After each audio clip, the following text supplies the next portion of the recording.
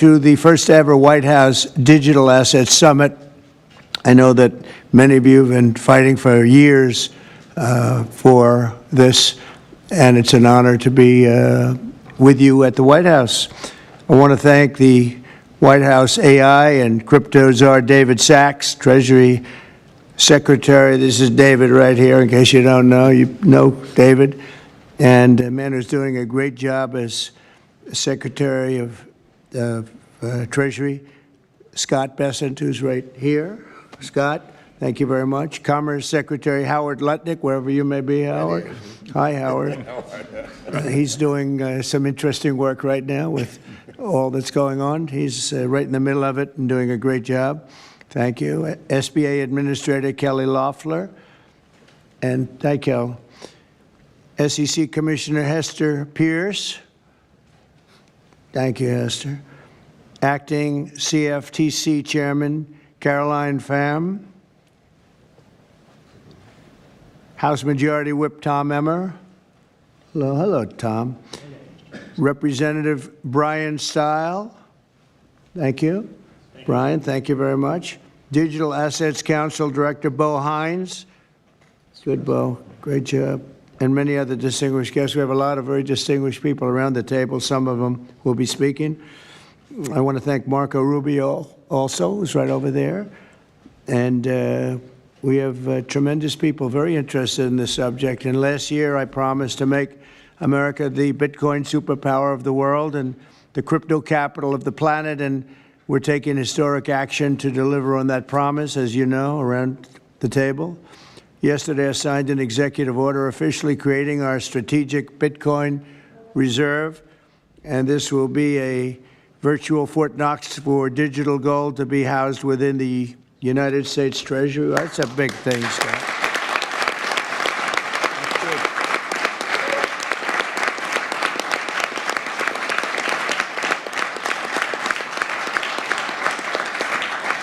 The federal government is already among the largest holders of Bitcoin, as you know, really one of the largest holders in the world, with as many as 200,000 Bitcoin obtained via civil law and various other forms of law, and including enforcement actions.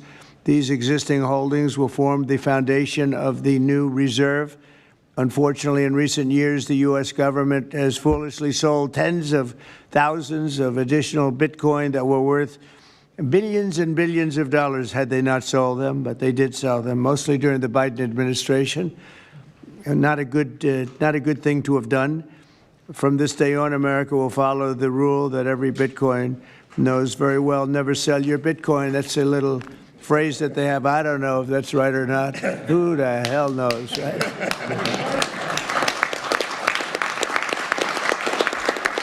Who knows? Who knows? But so far, it's been right. And well, let's keep it that way. The Treasury and Commerce Departments will also explore new pathways to accumulate additional Bitcoin holdings for the reserve, provided it's done at no cost to the taxpayers. We don't want any cost to the taxpayers. In addition, my order directs federal agencies to conduct an inventory of all crypto assets currently held by the U.S. government and determine how they can be transferred easily to the Treasury. Non-Bitcoin digital assets will be held in a new U.S. digital asset stockpile where they will be managed properly. My administration also is working to end the federal bureaucracy's war on crypto, which was really going on pretty wildly during Biden until the election came about. About 5 months before the election, he became a big fan because he heard how many people were in favor of it and how many people love it and respect it. But I guess it didn't work out too well for him. People understood what was going on and paved the way for groundbreaking innovations in institutional finance. Under the Bitcoin administration, regulators strong-armed banks. I mean, they really did. They strong-armed banks into closing the accounts of crypto businesses and entrepreneurs, effectively blocking some money transfers to and from exchanges, and they weaponized government against the entire industry. But I know that feeling also. Maybe better than you do.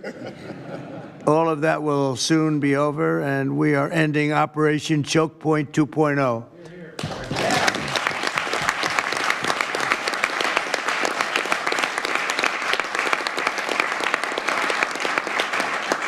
Now, some people really suffered. It was ridiculous what they were doing. But in the end, they came around, but they came around for the wrong reasons. They came around only because they wanted votes, and they saw that tens of millions of people were against them because of what they were doing.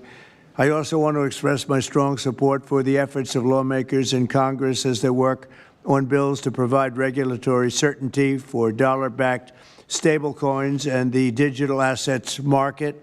They're working very hard on that. This is a tremendous opportunity for economic growth and innovation in our financial sector, and will really go a long way. I think it's going to be a tremendous, we feel like pioneers in a way, of tremendous method of growth.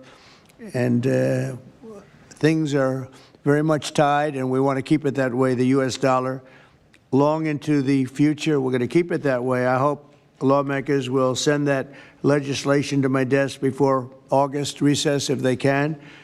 And they're very much working with you, and you know a lot of them, and a lot of them were committed right from the very beginning. So I just want to congratulate you all for being at the White House today, and a man who knows more about Bitcoin and AI and just about everything else than anybody, David Saxton. I'd like to have you say a few words, David. Thank you, Mr. President. We're all here today because of your leadership, your vision, and your generosity, and I really want to thank you for that. We're also here because of your desire to make America great and to introduce a golden age in America, including for digital assets. And we're here because of your love of innovators, or as you might say, high IQ people. Yeah, we know you love high IQ people.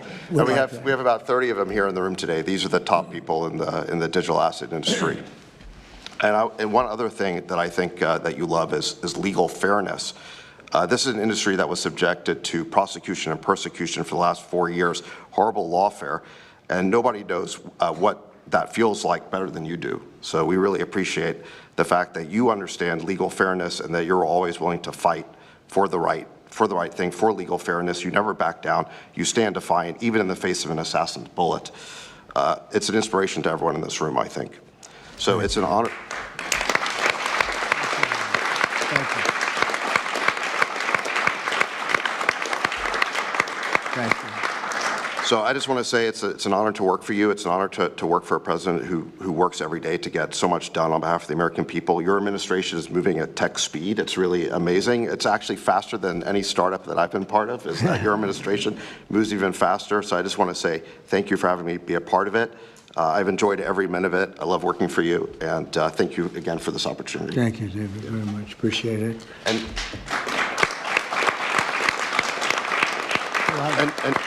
now I just want to pass the ball to Secretary Bessent.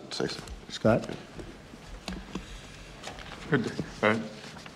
David, so today, when President Trump has signed the executive order to establish the strategic Bitcoin reserve and stockpile, we're going to position the United States as a leader among nations in the digital asset strategy.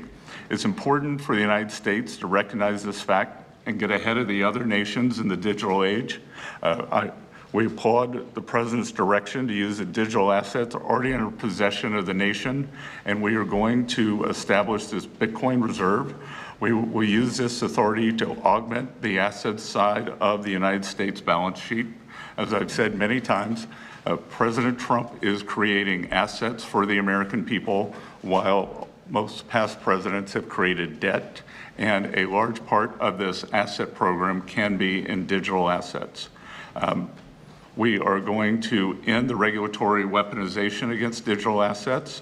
The Biden administration's actions did nothing other than punish innovators, and that all of you have made it here today is really a testament to your fortitude. Much of Treasury's responsibility in this order relates to the tax code and determinations around risk weightings, and I'm here to assure you that we are going to work with the Controller of the Currency, the IRS, and we're going to rescind and amend all applicable previous guidance. And we are going to put a lot of thought into the stablecoin regime, and as President Trump has directed, we are going to keep the U.S. the dominant reserve currency in the world, and we will use stablecoins to do that. Thank you.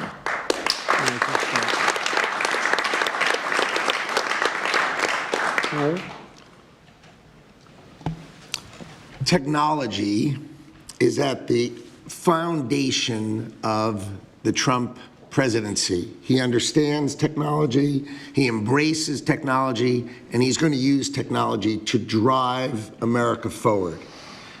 The blockchain and Bitcoin technology are a key part of that thinking, and embracing that, and here today shows how much a leader the Trump administration and our president is. He understands it, he embraces it. As you said, you're a pioneer in this place, and this is where we're going.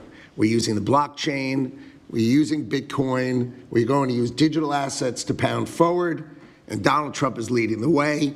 Can't be more proud of you today. Thank you very much. Thank you, Howard.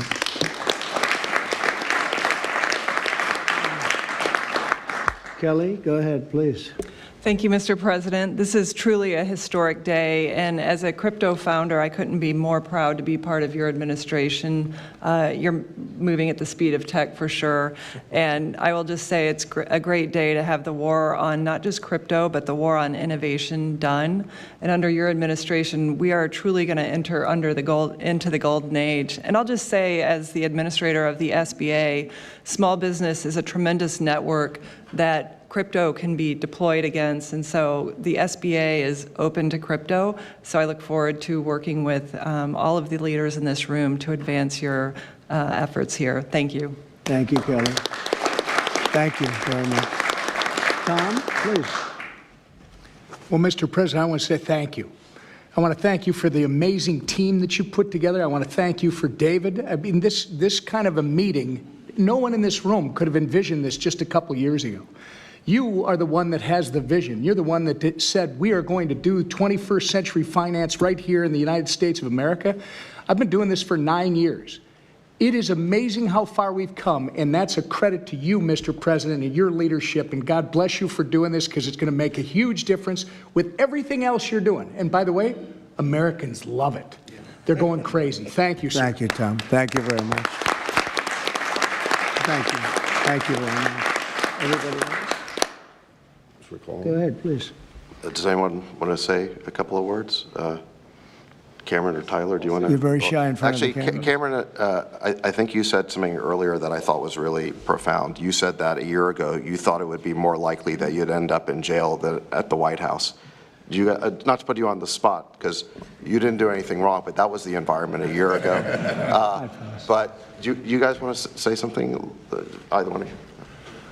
Sure, that was actually Tyler who said that. but it's sorry, I still get mixed up. But yeah, we never thought that we'd get attacked the way we did in our backyard after trying to do the right thing for so many years and always trying to raise the bar with respect to regulations. So it's truly wonderful to see how things have changed and how the pendulum has swung back in the way that it has. And we've always felt that the U.S. should lead in Bitcoin and crypto, and it's ours to sort of lead and win. And it's just wonderful what President Trump has been doing with this, and we look forward to working together. And thanks for inviting us, David, and setting this up. Thank you. Thank you both. Please. I was just going to say thank you, Mr. President. Cameron takes credit for a lot of my things I say, so it's not the first time. But the U.S. won the internet, and the U.S. should win crypto. So thank you for your leadership on this. Thank you both very much. High IQ individuals around this table. That's what I always say. We need high IQ. So thank you very much. Would anybody like to say anything? Please. Okay, we'll come around. I just want to express my deep gratitude for the seriousness with which you're approaching our industry and how you're actually helping guide it in the right direction. I've worked with many central banks in other countries, and when I was working there, I was wondering why I, as an American citizen, can't help the United States financial system reach this higher level that the world is on course towards generally. Right. And so I'm very grateful that finally there's been a new level of kind of common sense and adoption of these ideas. Me and the other people in this room do believe that the crypto, blockchain, Web3 infrastructure is the next iteration of the financial system. And I think that the U.S. should have its leadership position continue in that new financial system. And I'm very, very happy to see people like David Sachs, Secretary Bessent, Secretary Lutnick taking this very seriously with their time, and very grateful to them too. So I'm just overjoyed to see this, and I think it is a big part of how the U.S. can continue its role in the global financial system. So thank you. Thank you very much. I thought it was very important that we stay in the front of this one. This is a big one. And as you know, China is pushing forward and very strongly as usual. But we're way in the lead, as we are in AI and other things, and we want to stay there.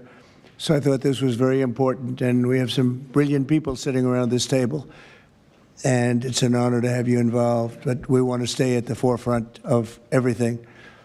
And this is a very important day in your lives. I know you worked, some of you, very long before people really understood what was happening.